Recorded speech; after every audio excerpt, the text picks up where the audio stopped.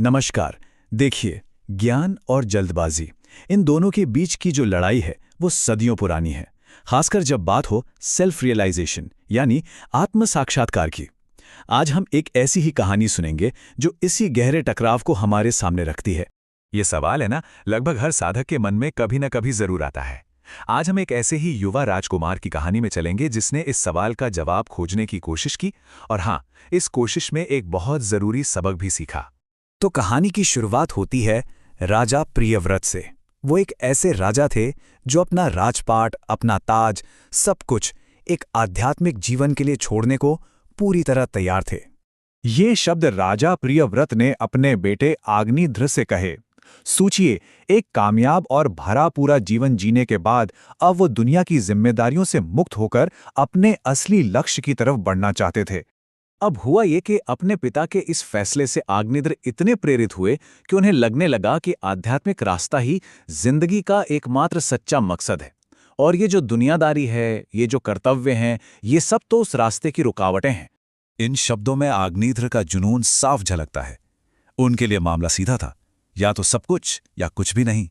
उन्हें लगा कि आध्यात्मिक जीवन के लिए तो फौरन सब कुछ छोड़ देना ही सही रास्ता है। और बस यही से कहानी का असली मजा शुरू होता है। एक तरफ पिता का तजुर्बा, उनका ज्ञान, और दूसरी तरफ बेटे का जोश, उसका आवेग। यही टकराव इस कहानी का दिल है। तो यहाँ पिता और पुत्र के बीच का जो फर्क है वो साफ नजर आता है। मंजिल दोनों की एक ही थी, आत्म साक्षात्कार, लेकिन उस मंजिल तक पहुंचने के रास्ते वो बिल्कुल अलग थे। राजा का जो तर्क था वो वर्णाश्रम धर्म पर आधारित था। ये फिलॉसफी सिखाती है कि जिंदगी के हर पड़ाव की जिम्मेदारियों को निभाना असल में अगले पड़ाव के लिए एक सीढ़ी चढ़ने जैसा है। ये कोई रुकावट नहीं, बल्कि एक जरूरी तैयारी है।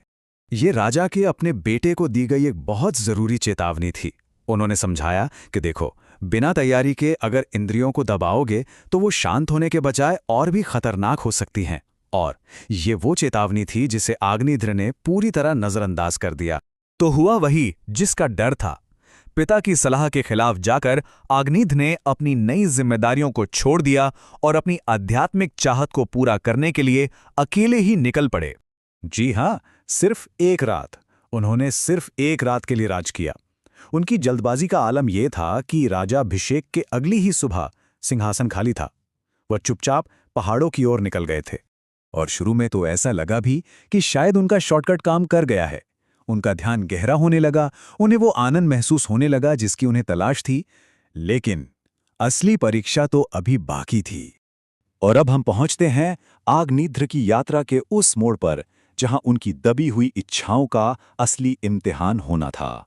सब कुछ एकदम शांत था, ध्यान अपनी ऊंचाई पर था, और तभी एक हल्की सी आवाज, बस एक पायल की झंकार, लेकिन उनकी एकाग्रता तोड़ने के लिए काफी थी। पायल की झंकार के बाद एक मीठे गीत की आवाज, और बस उनका ध्यान अब पूरी तरह टूट चुका था। वो शांति जिसे उन्होंने इतनी मेहनत से बनाया था, वो शीशे की तरह बिखरने लगी थी। और जब उन्होंने आंखें खोली तो उस बेचैनी की वजह ठीक उनके सामने खड़ी थी। देव अप्सरा, पूर्व चित्ती। वो मानो उन सभी इच्छाओं का जीता जागता रूप थीं जिनके बारे में उनके पिता ने उन्हें चेताया था। ये था उनके आध्यात्मिक पतन का सबसे निचला स्तर। जो योगी आत्म साक्षात्कार खोजने निकला था, अब वो अपनी बेकाबू इच्छाओं के सामने पूरी तरह लाचार था। उनकी ये बात दिखाती है कि दबी हुई इंद्रियां जब पलटकर वार करती हैं तो कितनी ताकतवर हो सकती हैं। और ठीक इसी नाजुक पल में कहानी में सबसे बड़ा मोड़ आता है। जब शिष्य भटकता है तो गुरु लौट कर आते हैं सबक सिखाने के लिए। उनके पिता राजा प्रियव्रत वहां प्रकट होते हैं, लेकिन डांटने या निंदा करने के लिए नहीं, बल्कि आखिरी सबक सिखाने के लिए।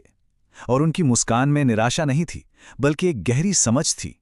राजा ने समझाया कि देखो, भाग जाना असली तपस्या नहीं है। सच्ची तपस्या तो दुनिया में रहकर अपनी जिम्मेदारियों को निभाते हुए अपनी इच्छाओं को समझना और उन पर जीत हासिल करना है। असली तैयारी, असली साधना यही है।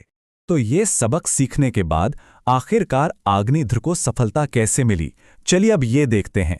अब अग्निध्र का रास्ता बिल्कुल सही था। वो पूर्व चित्ती के साथ लौटे और उन्होंने राजा के तौर पर अपनी जिम्मेदारियां निभाईं, सांसारिक जीवन को जिया, अपनी प्रजा की सेवा की और फिर जब सही वक्त आया तो उन्होंने अपना ताज आगे सौंप दिया। इस बार उनकी नींव मजबूत थी, इसलिए अब वो ब्रह्म निर्वाण के लिए पूरी तरह तैयार थे। सीधी सी बात है, जब उन्होंने शॉर्टकट लेने की अपनी जिद छोड़ी, तभी जाकर उन्हें वो मिला जिसकी उन्हें सच में तलाश थी। रास्ता लंबा जरूर था, लेकिन वही सच्चा रास्ता था।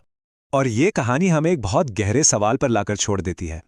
क्या हमारी रोजमर्रा की जिम्मेदारियां, हमारे कर्तव्य, जिन्हें हम अक्सर एक बोझ समझते हैं, कहीं वही तो आत्मविकास का सबसे ताकतवर जरिया नहीं है? इस पर जरूर सोचिएगा।